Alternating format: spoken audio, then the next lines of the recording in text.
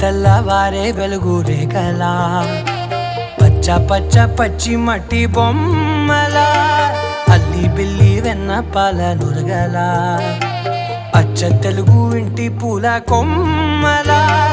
దేవదేవుడే పంపగా ఇలా దేవతే మా ఇంట అడుగే పెట్టెనంట బ్రహ్మ కళ్ళలో కాంతులే